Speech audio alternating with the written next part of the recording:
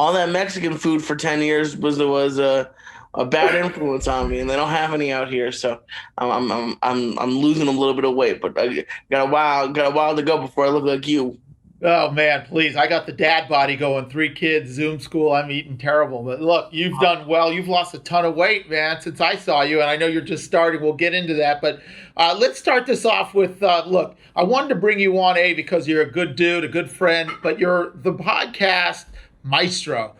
You've been one of the few people that truly have been in the podcast biz from the beginning. You were a part of a huge podcast, one of the biggest podcasts, which is the Church of What's Happening Now with Joey, who's also an unbelievable talented comedian, great dude. I know you worked with him and are close with him. But why don't you start us off with the podcast business, where it started, 5, 6, 7 years ago, and where we are now, just kind of the podcast industry as a whole. Well, it goes back even further than that. Joey and I started ours in 2012, I believe. Yeah, September of 2012, and we were it started in I think the early or to mid 2000s with tech people. It was a lot of tech podcasts, but they didn't really take off. And then I remember I interned in LA the summer of 2010. I was my going into my senior year of college, and I drove cross country because you need a car in LA.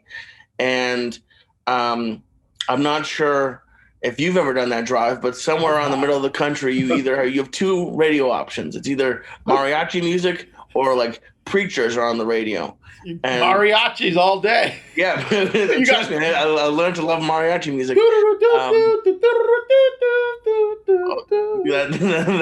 That's it.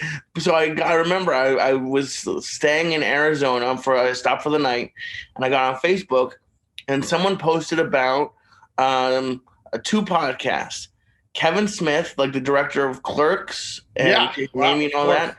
He has, I think he still has one called Smodcast, and he actually was one of the first networks.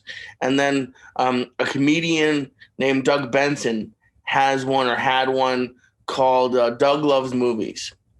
Now, way back, kids, I know with your phone now, it's streaming, but I had a I still had a flip phone, but I had an iPod. And back then, you had to download the episode and connect it to your iPod or iPhone with a USB cable and drag them over. Got it. A little different process, a little more I know. cumbersome. It sounds like I'm telling people to record a song on their Walkman or something. That's how it feels. So I did that, and I was hooked. They were hysterical and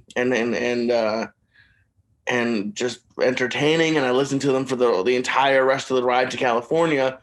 And then when I was interning and then ended up working on America's Funniest Home Videos. That was my first job in LA. And one of my friends working there introduced me to the Joe Rogan podcast. Yeah. Which was one of my favorites. Yeah, it's one of the biggest. Now it's one of the biggest podcasts in the world.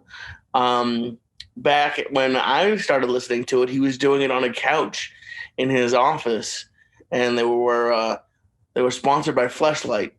So that's how far they've grown.